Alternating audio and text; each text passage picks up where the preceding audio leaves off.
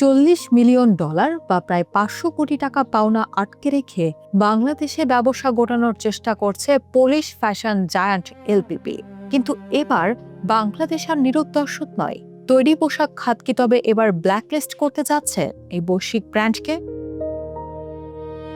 বাংলাদেশের তৈরি পোশাক খাতে আন্তর্জাতিক অর্থ পরিষদের এক বিশাল বিরোধ এখন চরম নাটকীয় মোড়ে এসে দাঁড়িয়েছে। পোল্যান্ড ভিত্তিক জনপ্রিয় fashion retail giant LPP Bangladesh থেকে তাদের নতুন সব ক্রয়াদেশ বা অর্ডার স্থগিত করার ঘোষণা দিয়েছে। কিন্তু মূল খবর হলো প্রায় $40 মিলিয়ন বা 500 কোটি টাকার বকেয়া পাওনা না মেটানোতেই তৈরি হয়েছে এই সংকট। আর এই পরিস্থিতির পর দেশের পোশাক খাত এখন এলপিপির বিরুদ্ধে কঠোর অবস্থান নিতে বাধ্য হচ্ছে।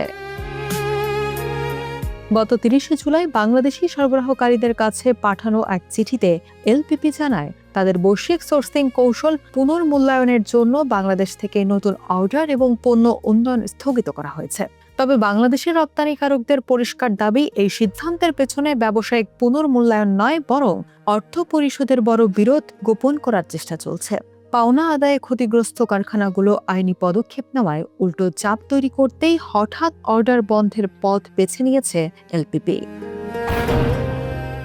এই বিপুল অঙ্কের দেনার গল্পটা শুরু হয় রাশিয়া ইউক্রেন যুদ্ধ শুরুর পর।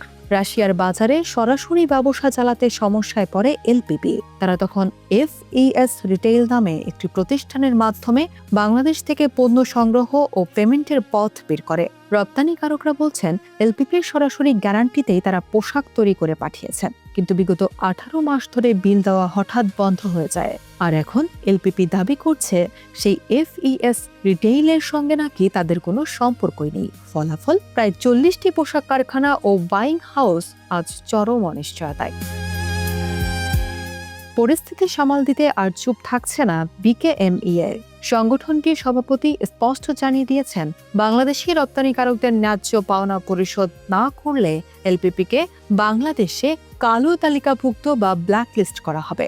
শুধু তাই নয়, এই বিষয়টি ইউরোপীয় ইউনিয়ন, আন্তর্জাতিক ক্রেতা ফোরাম এবং বৈশ্বিক ব্র্যান্ড নেটওয়ার্কের সামনে তুলে ধরা হবে। ব্যবসায়ীরা স্পষ্ট বার্তা দিচ্ছেন, সম্মানজনক আলোচনা ও পেমেন্ট ছাড়া আইনি মামলা প্রত্যাহারের কোনো সুযোগ নেই। প্রতি বছর বাংলাদেশ থেকে প্রায় $70 কোটি পোশাক কিনে এলপিপি। এত বড় একজন ক্রেতাকে হারানো নিশ্চিতভাবেই কষ্টের, কিন্তু রপ্তানিকারকদের বক্তব্য পরিষ্কার, ন্যায্য পাওনা আর আত্মসম্মান বিকিয়ে দিয়ে কোনো ব্যবসা হতে পারে না।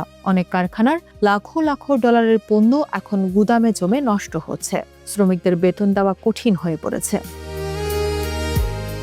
আজকের এই লড়াই কেবল $40 মিলিয়ন আদায়ের লড়াই নয়, এটি আন্তর্জাতিক বাণিজ্যে বাংলাদেশের দর কষাকষির ক্ষমতা ও আত্মমর্যাদা প্রতিষ্ঠার লড়াই।